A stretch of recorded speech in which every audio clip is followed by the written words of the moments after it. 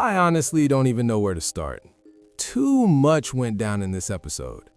I'm not even planning to make a full video on this, but I had to get this off my chest.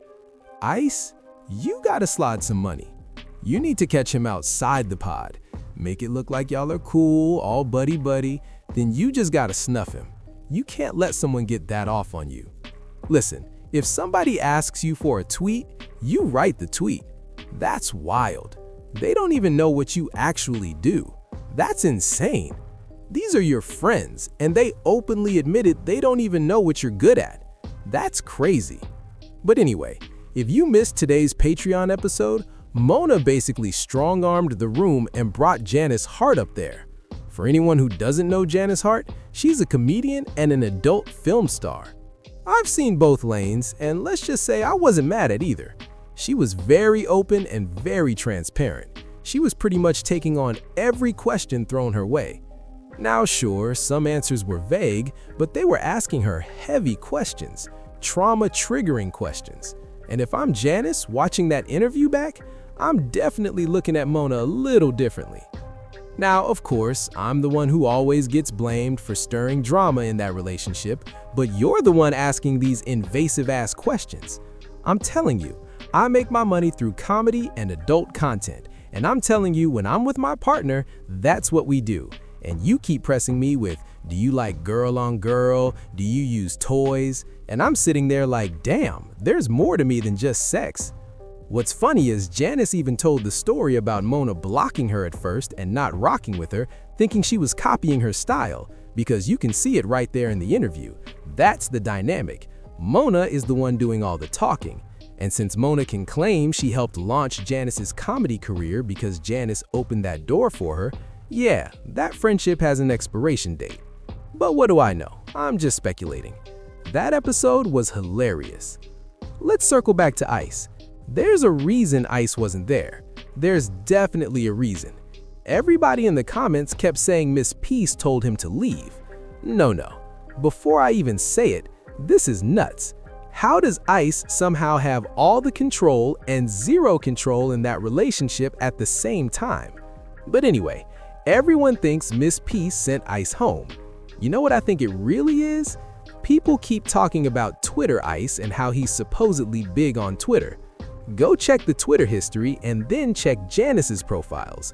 Make sure his name isn't sitting in those likes somewhere. That man was trying to dodge that moment because the second Janice started talking, she was like, Joe, I hear you clowning me, but you follow me. I don't follow you.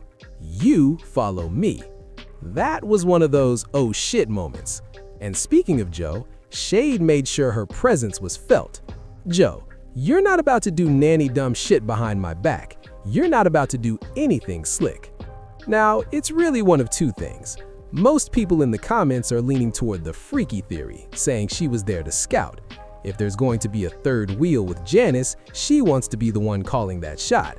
And honestly, I can respect that. But let's be very clear. Houston, stand up. She's representing Texas. Joe, you're not about to do any stupid shit under my watch. You can tell these dudes whatever you want, and we may not be married, but I still move like a wife, and I'm gonna hold it down like one, which means you're not doing any of this without my supervision. None of it. Amani made sure to get a fresh lineup, but that beard was looking a little rough, so I can't say he did all that for Janice.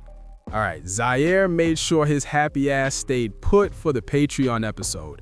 Zaire made sure that when we were at the fight, you were at the fight. We were all there together. None of these dudes is slick. And shout out to Ish, because I really thought Ish was gonna dip too. He just sat there and took all the smoke. But let's get back to Mona. It is painfully obvious that when she gets in her bag, everybody else starts mentally checking out. And of course, Janice kept vibing back and forth with her because that's my friend, quote unquote. But everybody else was looking at Mona like, oh my God, I cannot take much more of this. Mark and Mona, listen, if Mark weren't the scholarly, composed guy everyone sees him as, he would have verbally cooked Mona already. He would have done it, because she's gonna keep shooting at him more and more and more. I told y'all that months ago. She doesn't like him, and Mark can feel that she doesn't like him, so he's gonna keep firing back. She's not gonna catch every joke. She's definitely not gonna catch all of them. Every single time she talks about doing a show or mentions herself doing a show, Mark jumps right in. Oh yeah, where was it at? The parking lot behind the bar by the dumpsters? This man is ruthless. He is actively gunning for her. That's exactly why she doesn't like him, because he's coming at her from every direction. He was gunning for Janice too, but because Janice was so open and transparent, she ate all that and kept it pushing. She don't care. I don't care. I make too much money.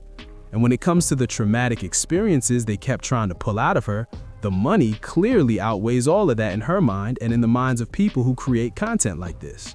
I don't care. Too many people have already seen me naked. Too many people pay me to see me naked. Why would I stress about consequences 2 years from now or even 12 years from now? And then Amani asked a very fair question. Do you think doing adult content will affect your comedy career? She clearly took offense to that. I'm already respected. You could tell that's exactly why she snapped back the way she did. It got very deep. But then, Mona, there were a few moments where I was like, nah, I don't want to hear this. Y'all are asking the wrong questions. You're asking dumb questions and then you keep circling right back to the adult content. There were so many different directions Janice could have gone in, but they kept forcing her down the same narrow lane. We only want to see you this way, instead of letting her fully open up. I even saw someone in the comments saying she was on 85 South and the vibe was totally different. Well, yeah, people react to the energy you give them. The moment she walked in, everybody was already talking crazy. And honestly, I wasn't even excited to watch the episode because I had the same judgment going in. But the second I hit play, I was laughing nonstop like, oh nah, this is hilarious. This is actually hilarious. But y'all let me know what you think in the comments. Even Joe himself admitted January was mid. So is February about to be the redemption month? Is this a good start? Was Ish talking about J. Cole last episode enough to kick February off the way we're used to? Or are we just getting more mid while Patreon prices supposedly go up? Because last I checked, my price didn't go up. And I'm pretty sure nobody else in the $25 tier saw an increase either. So I don't really know what he meant by that. But y'all let me know in the comments. Like the video if you liked it, subscribe if you haven't already, and if you have, you already know how we rockin'. Let's just keep this thing moving forward. Appreciate all the support. I'll see y'all soon. Peace.